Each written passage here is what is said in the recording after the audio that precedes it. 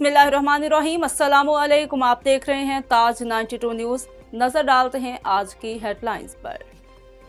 Tando lawyer से पीर बिलाल जिलानी की खबर शामिल करते हैं। सादात जमात इत्तेहाद के रहनुमा और दिफाए पाकिस्तान के सरबराह डॉक्टर पीर ताज जिलानी ने टंडो लयार प्रेस क्लब के नौमुंतखब सदर सैयद अब्दुल रशीद जाफरी समेत दीगर ओहदेदारान जिसमें जनरल सेक्रेटरी गुलाम रसूल दर्ज, finance secretary Mustajabur Rehman Madni, deputy general secretary Hasrat Lagari, office secretary Mir Hasan Owaisi, executive committee के मेंबर अब्दुल लतीफ़ कायम खानी समेत दीगर नौमुंतखब बॉडी को मुबारकबाद देते हुए अजरक फूलों के तोहफे पेश किए और टंडो लयार प्रेस क्लब के नौमुंतखब सदर समेत तमाम ओहदेदारान के लिए नेक ख्वाहिशात का इजहार किया।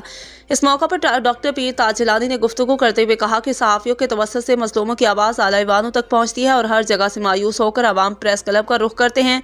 उन्होंने मज़ीद कहा कि इस्तेहकाम पाकिस्तान, दिफाए पाकिस्तान की खातिर हम पाक फौज के शाना बिशाना खड़े हैं और पाकिस्तान इस वक्त नाजुक हालात से गुजर रहा है। हालिया पेशावर पुलिस लाइन में बम धमाके में शहीद होने वाले बेगुनाह आवाम की शहादत पर गहरे दुख और रंज का इजहार भी किया और वाक़े की शदीद अल्फाज में मज़म्मत भी की। इस मौका पर सदर press club Tando lawyer Syed Abdul Rashid Jafri और दीगर ओहदेदारान ने डॉक्टर पीर सैयद ताज हुसैन जिलानी का नौमुंतखब ओहदेदारान को मुबारकबाद देने पर शुक्रिया अदा किया।